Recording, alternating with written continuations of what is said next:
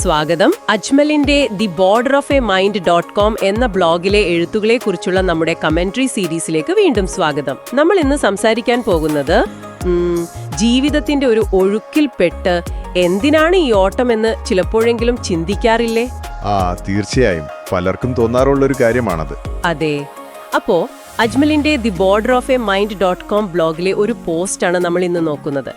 ഡീഫോഗിംഗ് the mind, അതായത് മനസ്സിനെ തെളിച്ചെടുക്കൽ. ശരിയാണ്. The border of a mind എന്നത് അജ്മലിന്റെ ഒരു പേഴ്സണൽ സ്പേസ് ആണ്. അദ്ദേഹത്തിന്റെ ചിന്തകൾ, കലകളൊക്കെയുള്ളൊരിടം. വർഷങ്ങളായിട്ടുള്ളൊരു പ്രോജക്റ്റാണ്.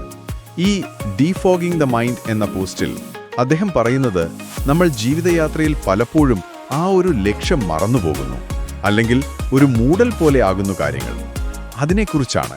ജീവിതത്തെ ഒരു തോണിയാത്രയോടാണ് അദ്ദേഹം ഉപമിക്കുന്നത്, അല്ലേ? അതെ അതെ. ഈ റോസ്മറ, അതായത് നമ്മുടെ ദൈനംദിന ജീവിതം, അതിന്റെ തിരക്കുകൾ, ജോലി, വീട്, ബില്ലുകൾ, അങ്ങനെ പോകുമ്പോൾ എന്തിനാണ് നമ്മൾ തുഴയുന്നത് എന്ന ബോധ്യം തന്നെ നഷ്ടപ്പെടുന്നൊരവസ്ഥ. വളരെ ശരിയാണ്. ഉത്തരവാദിത്തങ്ങൾ, കടമകൾ, പിന്നെ അതിജീവനം, ഇതിന്റെയൊക്കെ ഇടയിൽ നമ്മൾ പെട്ടുപോകും.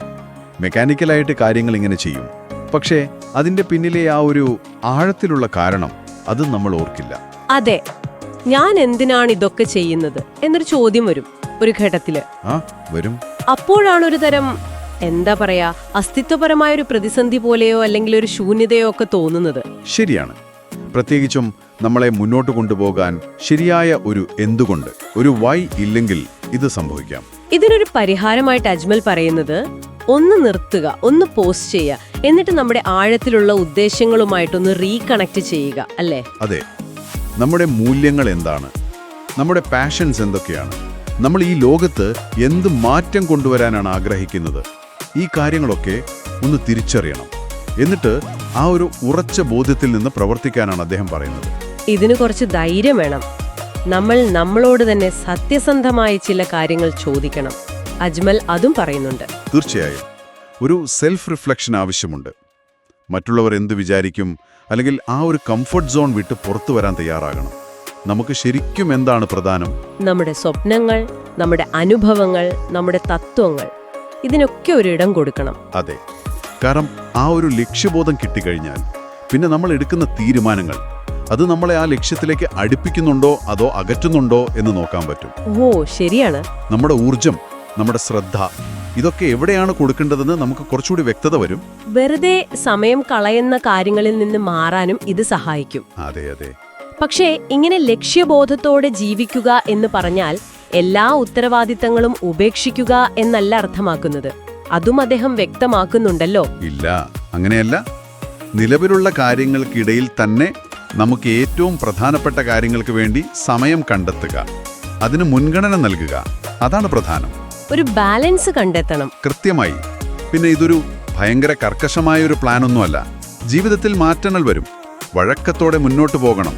പക്ഷെ ആ മാറ്റങ്ങൾക്കിടയിലും നമ്മുടെ ഉള്ളിലെ ആ കോമ്പസ്, ആ ഒരു എന്തുകൊണ്ട് എന്നുള്ള ബോധ്യം, അത് കൈവിടാതിരിക്കണം.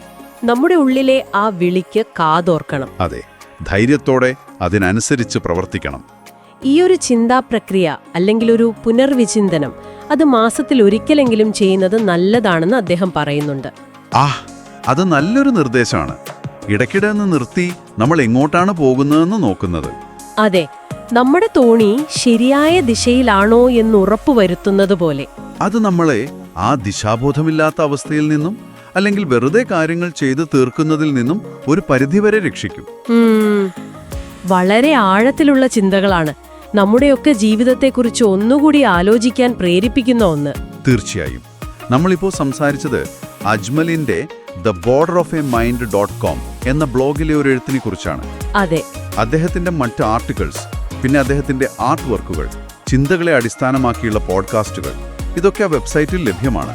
അപ്പോ അദ്ദേഹത്തിന്റെ ആ ലോകത്തേക്ക് ഒരു എത്തിനോട്ടം നടത്താൻ the border of a mind .com സന്ദർശിക്കാൻ ഞങ്ങൾ നിങ്ങളെ പ്രോത്സാഹിപ്പിക്കുന്നു. തീർച്ചയായും.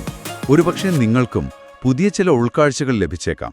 ഞങ്ങളുടെ ഈ കമന്ററി സീരീസിലെ അടുത്ത ചർച്ചകൾക്കായി കാത്തിരിക്കുക. അജ്മലിന്റെ മറ്റ് എഴുത്തുകളെക്കുറിച്ചും ഞങ്ങൾ സംസാരിക്കുന്നതായിരിക്കും. പോകുന്നതിന് മുൻപ് നിങ്ങൾക്കൊന്ന് ആലോചിക്കാൻ ഒരു ചോദ്യം കൂടി. അജ്മൽ പറഞ്ഞ ആ തോണിയുടെ ഉപമയില്ലേ, നിങ്ങളുടെ ജീവിതമാകുന്ന തോണി അതിപ്പോൾ ഏത് ദിശയിലേക്കാണ് പോയിക്കൊണ്ടിരിക്കുന്നത്?